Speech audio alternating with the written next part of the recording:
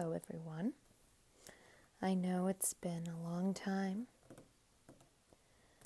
since I made a video, but I've been very busy in my life for the past 2 years, and I wanted to get back into making some ASMR videos. One of the other reasons I kind of stopped was because I don't have fancy recording equipment or a binaural mic or anything really except my phone, which I'm using here. So I didn't feel that I could make very high quality videos, but I was inspired because my finger keeps getting in the way. I was inspired to make some videos, mostly because sometimes I would look for a particular type of ASMR video and be unable to find what I was looking for. So I do have a couple of ideas based on that. This video is not one of them. This is a cookbook video, and there are plenty of those on YouTube. Maria Gentle Whispering and Whispers Red have a couple of great cookbook videos, as well as a few other people whose channel names I cannot remember, but I will put them in the box below. So, for me growing up, Food Network was one of my biggest triggers. I especially loved Emerald, and then as an adult, I really liked watching Ina Garten, who is the Barefoot Contessa, as well as Giada De Laurentiis. I also really love Nigella Lawson, just the way she talks about food really relaxes me, and so I might not necessarily get ASMR always from watching cooking shows, but I definitely do feel relaxed. So, one of my favorites is Nadia G, and I will be talking about her today. Originally, I was going to show you these 4 books, as they're my favorite, but as I started going through, I realized I had material for more than one video, so I think I'll do a series on cookbook videos, starting with Nadia G. Nadia has a cooking show on the Cooking Channel, which is the Food Network's sister channel, I guess. And it's called Bitchin' Kitchen. She also has on right now a show called Bite This, which is a travel show where she goes around the country and tries different restaurants and foods and all of that good stuff, which is interesting, but I love Bitchin' Kitchen, and I love it because it's so different. One of the things that appealed to me about Nadia is that she's got this really great, eclectic, but vintage inspired style. I'm a rockabilly girl, and an aspiring amateur pinup model. I've done a couple of 1940s and 50s inspired photo shoots for friends who are photographers. I wear, vintage clothing, reproduction clothing. I style my hair in a 1950s style. So that really appealed also, she is Italian and cooks a lot of classic Italian dishes as well as non-Italian dishes and updated versions of the classics. My husband is Sicilian, so we eat a lot of Italian food in our house. So this is one of her cookbooks. I believe she has two. This one is called Cooking for Trouble, and this was a Christmas gift a couple of years ago from my husband. And I like that it's soft covered because it's different than your average cookbook, which have harder covers. But at the same time, I'm nervous about ruining it, which I know is a good sign for a cookbook if there's food on it. But I like keeping mine clean. So I'll go through and show you some of my favorite recipes, as well as a couple that I would like to try, and basically just talk about the cookbook. I have my water here in my Harry Potter cup.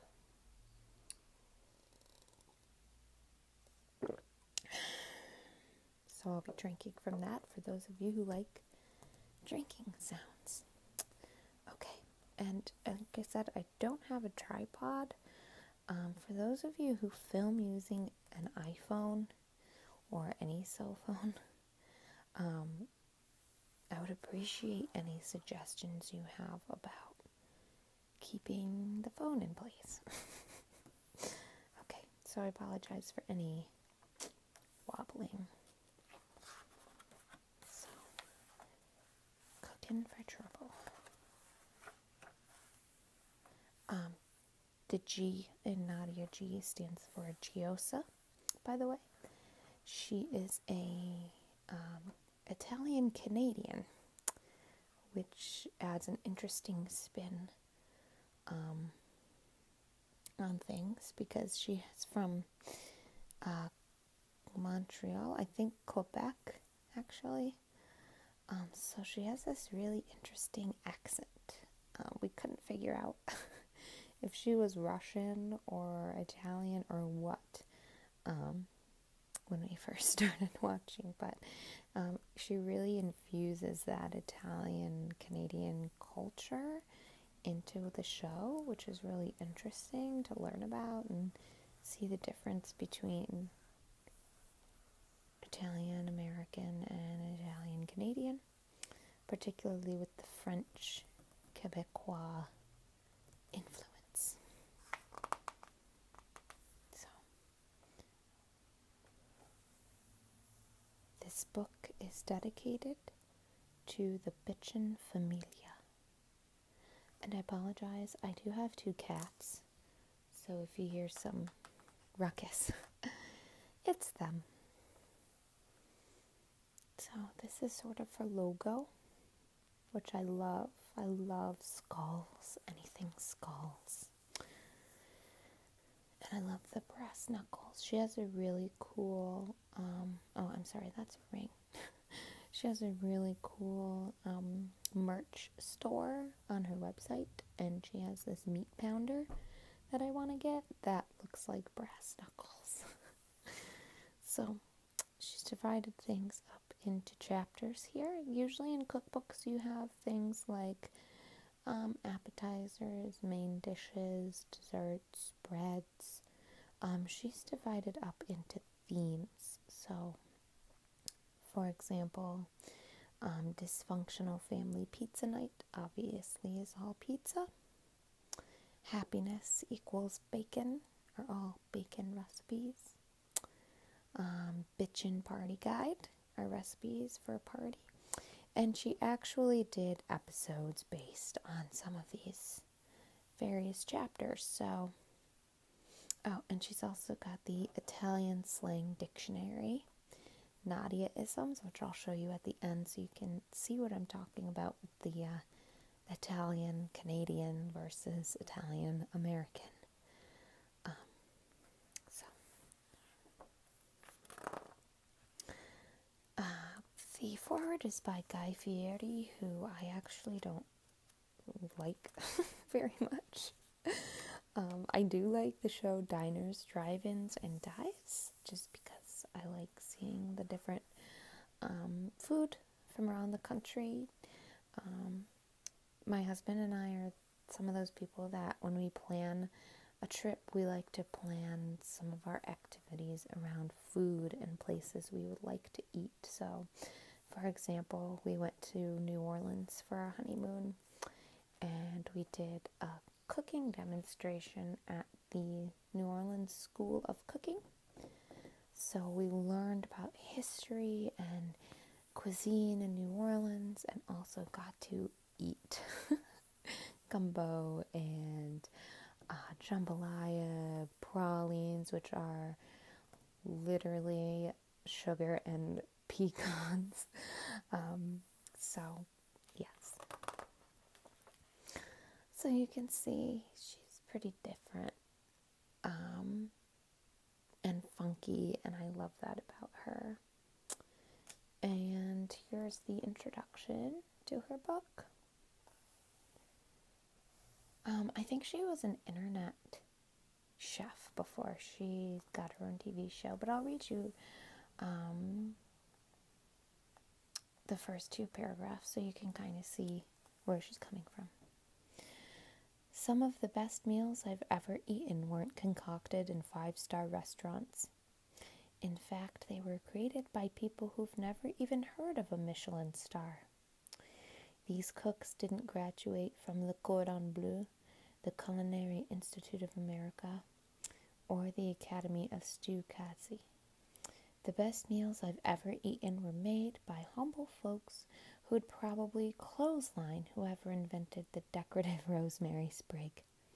I'm talking about Mom, Nana, Zia, Kuji. It's from that long line of badass, homeschooled, fierce female cooks that I learned to dish it out. And I ain't just talking food. See, in my family, the kitchen was where it all went down. It's where we laughed, confessed, brawled, celebrated, and mourned. We practically lived in the kitchen, and that's definitely where we came alive. Food just set the stage until it was time to eat, then shut up and pass the Parmigiano. But you get the picture. So I just love that. I grew up, family Sunday dinners were a big deal. You didn't miss them. And, listening to my husband talk about how his family got together at his grandparents' every Sunday. The Italian tradition, So, and we're the same way, and I hope if we do decide to have children one day that we can have that kind of family dynamic as well. Oh, and she's got the crew, which are 3 men who talk about different things on the program. So the spice agent, Panos, who is my favorite. He's the butcher. He's Greek, or he's playing a Greek character. And then Hans, who's fitness guy and always half naked. Okay. Oh, and here she talks about the accent, which is pretty cool. Okay, enough of that. We'll get to the food. So this was the first recipe I tried. When I got this cookbook for Christmas, I think I made a recipe every night for the first week that I had it. And if there's one thing we love in our house, it's pizza night. And we do homemade pizza. So I tried this pizza dough, Zia Mimi's pizza dough, which basically is yeast, water, olive oil, sugar, salt, flour, all-purpose flour, and whole wheat flour. And it's basic pizza dough. And then throughout the book, the spice agent Panos and Hans have little blurbs that talk about various things. So since he's the spice agent, he's talking about yeast. And the recipe I tried with the pizza dough was this pizza con le patate. My Italian is terrible, by the way, so I apologize. And this is pizza with potatoes and onions. And I wanted to try it because my background is Irish and Slovak. So I love potatoes. I mean, I grew up in a meat and potato household. So I thought this was cool because it kind of married the backgrounds of our families together. So I used the pizza crust from the page before. And it uses the pizza dough. Sorry, this is blurry. That's my phone. Olive oil, russet potatoes, a Vidalia onion, which is very sweet onion, rosemary. I love rosemary. Sea salt and black pepper. So you pre-crisp the crust in a 475 degree oven, and then you use a mandolin to slice the potatoes and onion. If you've never heard of a mandolin, you've most likely seen one. It's one of those white plastic, usually rectangles with a blade somewhere on that, and then you take your whatever you're slicing and you slide it down, and it makes very thin slices. I did not have a mandolin, so I did this by hand, which you could definitely tell made a difference because I didn't get them quite as thin as they should have been, but it still tasted good. And then you put them on the dough, add the onion, and sprinkle with rosemary and olive oil, and you cook until the potatoes have a golden, crispy edge. I would like to invest in a mandolin. We do have one, but it's a very cheap one, and it doesn't work very well. So I would like to try that again. I need a drink.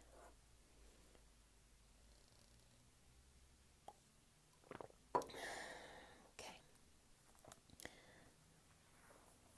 The next recipe that I tried is pierogis with fixins. I love pierogis. Oh my god.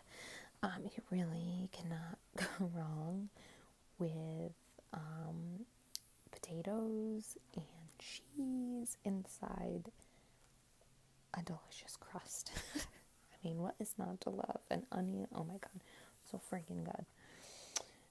Definitely a comfort food, and a little labor intensive, but not undoable. I would make this on a Saturday or Sunday. So what you need: potatoes, garlic, butter, heavy cream, green onions, cheddar, red wine vinegar, sea salt and pepper, of course, flour, egg, whole milk, sour cream, sweet gherkins, which are a pickle. They're the little tiny dark green ones. They're kind of curved and they have little nubs on them. They don't sound very delicious if you've never had one, but they are some of my favorites. My grandmother always used to put them on the olive and pickle platter that she did for holidays and family get-togethers. Canola oil, because you're going to deep fry onions. And onion. And then on the bottom, she also has the kind of gear that you will need for making this. So bowls, pots, pans, whatever else. So you make the filling, then you make the dough, and then you stuff little dough circles with the filling. And they're almost like raviolis because you fold the dough over and seal them. I use a fork. And that noise is our air freshener, if you can hear that. And then you scaff it all together. It's one of her slang words. Basically put it all together. And the sour cream and pickles is for one of the condiments. And you cook your pierogis and top them with your crispy fried onions. I really want to make these again. And here you can see you don't always have to do potato and cheese. You can do mushrooms and beef, she says, or a dessert pierogi with mascarpone cheese and berries. Yum.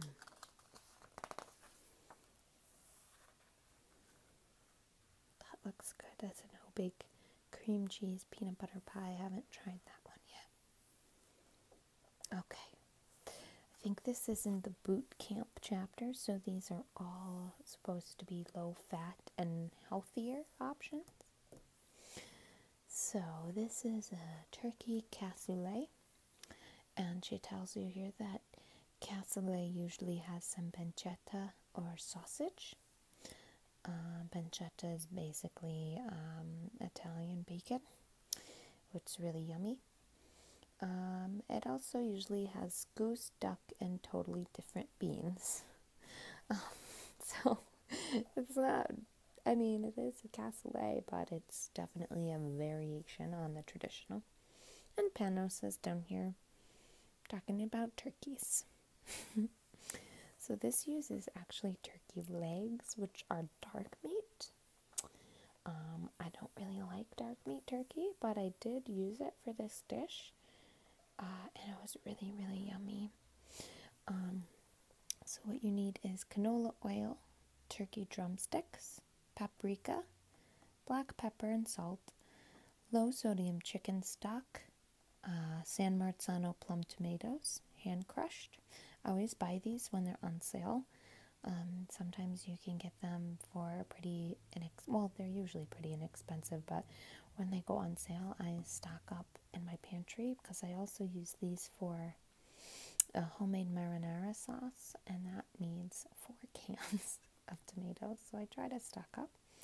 Maple syrup, yellow onions, garlic, thyme, parsley, a bay leaf, and butter beans.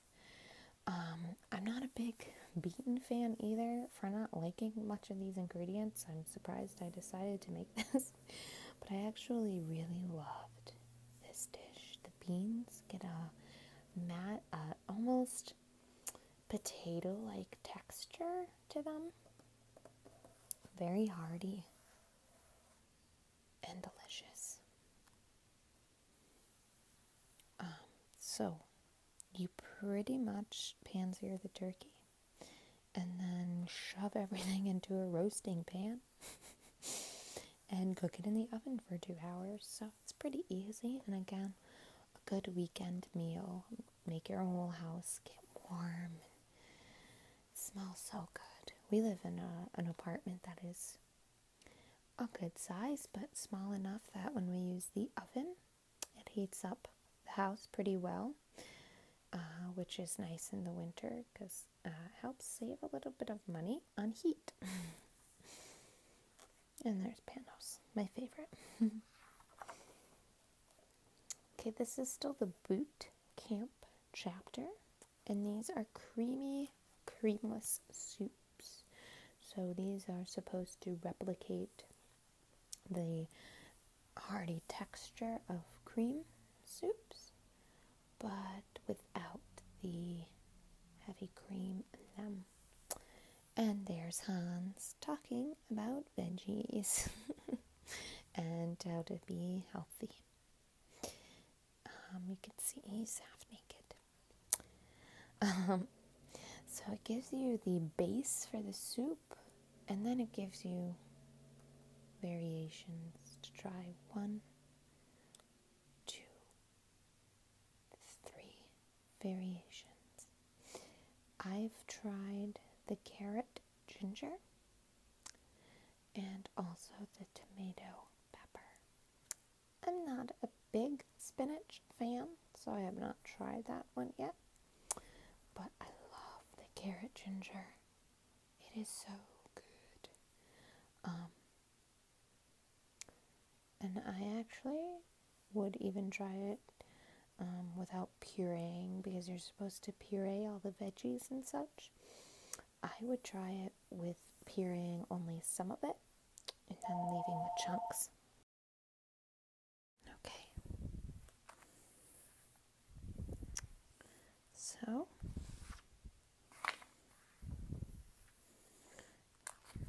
this was more of the boot camp chapter. I haven't tried any of these yet. Oh, here, I'll show you. I didn't show you this. At the beginning of each chapter, she has a picture of herself. This one is called High Speed Suppers. So I think she's trying to be futuristic here.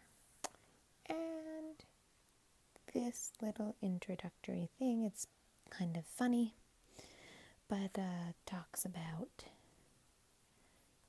the food that's in the chapter. So this one is dishes that are under 30 minutes to make. I don't know if I have anything in this chapter that I've tried. I don't like seafood, so I would not have made the shrimp po' boy. Oh, I would try this though, the aged cheddar cauliflower soup. That sounds pretty yummy. I'm not sure if I like cauliflower. I don't recall ever really eating it, but I would try it. So, okay, this is a chapter on turkey. So, this is a recipe for turkey matzo ball soup. Generally, hold on, I need a sip of water.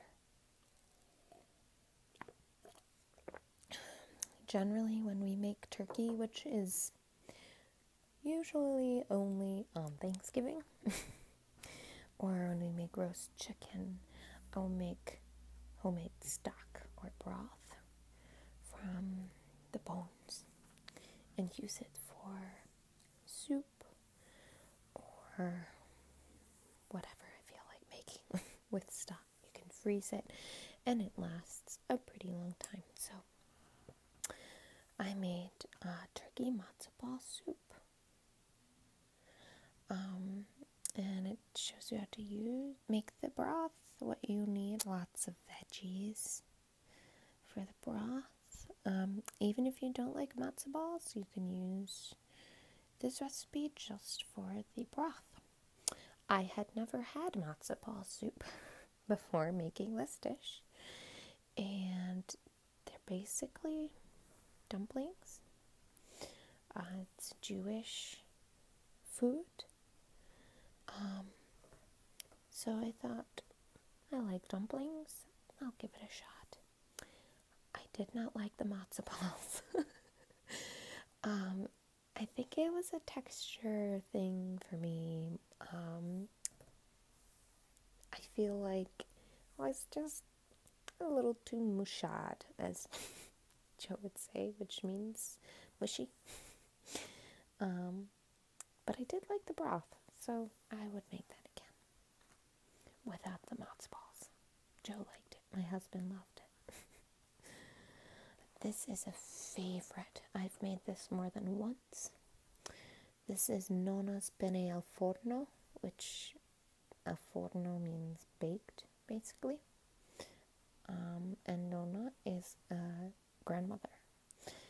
So you make a bolognese sauce, which is ground beef and onions and garlic and herbs and tomato-based sauce. And you layer it in the dish. you do, she tells you here, mix the bolognese sauce with mix half the sauce with the penne and add some penne and then a layer of sauce and some mozzarella and grated parmigiano. And you repeat this until you've used all of the pasta with mozzarella and parmigiano on the top, and you bake it until the cheese gets melty and gooey and a little crispy on the edges. Oh, it's so good. I think I might have to make this next weekend. Again, another dish that's slightly time consuming but well worth it. With some garlic bread. Oh, so good. Yeah, and here she talks about this penne al forno is so awesome. My family used to literally fight over the crisped corners. And I love that. Oh, so good. Okay. Maybe I'll do a cooking video. This is a recipe I want to try. I've not tried yet. It's a roast beef. Chipotle mayo teriyaki sauce. So it's a little bit of a different take on your classic roast. But I could just imagine making this on a Saturday or a Sunday in the fall or winter, and how it smells so good. And there's the spice agent talking about chipotle. One of my pet peeves is when people say chipotle. Actually, I had a friend who used to call it chipolette, but we just laughed at him because he was a goofball anyway. I have made this one. This is almost at the end here. This is dirty carbonara, and carbonara is pasta that's made with eggs and parmesan, and this one has bacon. So it's very creamy, but you use 3 eggs, bacon, butter, onions, half and half, pecorino romano, parmigiano, gemelli pasta or fusilli, and it's this little corkscrew pastas, parsley, salt, and pepper. So you can see it's very rich with the cheese, and the cream, and the bacon. This was not my favorite, only because I'm not a huge carbonara fan, but I did want to try it, and it was a hit with others. So at least I made it correctly, even though I didn't necessarily thoroughly enjoy the taste, but it had bacon, so I had to try it because I love bacon. And the last recipe is gnocchi poutine. Oh my god, this is another recipe I've made several times. If you don't know what poutine is, it's a Canadian dish, usually made with French fries, gravy, brown gravy, and cheese curds. And it is so good. We actually made some yesterday for football. It's really easy to do. So here Nadia is taking her Italian roots and combining them with her Canadian upbringing, because she's using gnocchi instead of French fries. And gnocchi is a potato pasta that is very filling and very delicious. She's got a really big bowl here. I promise you, this is incredibly filling. You will not be able to eat a lot of this, though you will want to because it tastes so freaking good. So you make a roux, which is butter and flour whisked together. You melt the butter and whisk in the flour. It's this base for a lot of gravies and sauces. And it's difficult in the sense that it's easy to burn, but it has this really nutty, brown, rich look and an amazing smell to it when you're cooking it. So, but it's a very unique smell, I think. So for this recipe, she uses store-bought gnocchi, which is just fine. I prefer the frozen kind, so you can find it in the freezer section, but they also generally have it in the pasta section on the shelf, or preferably better than frozen is the refrigerated gnocchi. Some stores have, at least ours do, a section, a case of fresh pasta that is refrigerated and not frozen. And so you cook them in water, but then you put them in a pan with olive oil and pan sear them so they get a very crispy golden brown crust, and that is sort of reminiscent of what you will have with French fries. Then you make the gravy with your roux, with shallots, red wine, beef stock, salt, pepper. Oh, and it gets so good. And then in this recipe, she has you put in the cheese curds in the gravy, only in the last few seconds, because you want them to start melting, but you still want them to be whole.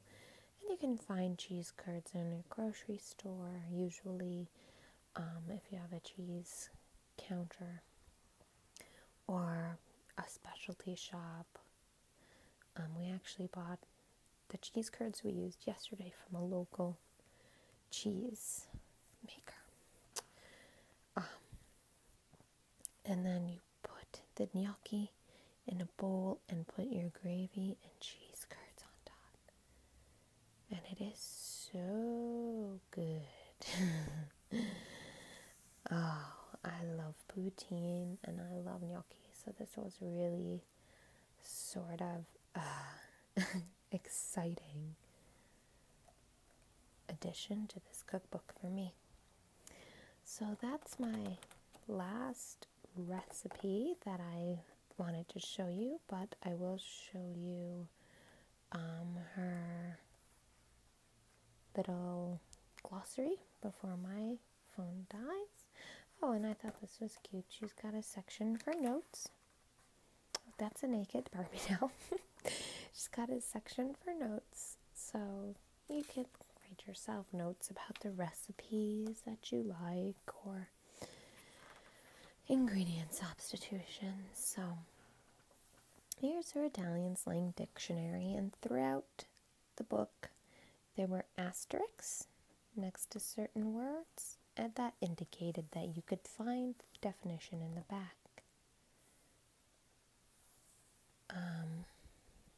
So it's a really interesting combination of words, she says, in her own vocabulary, and Italian Canadian words and slang.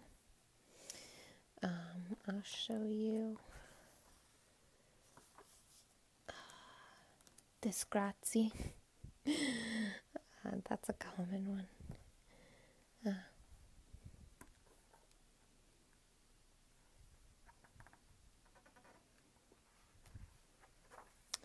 One that's not in here that we use in our household a lot is mouchade.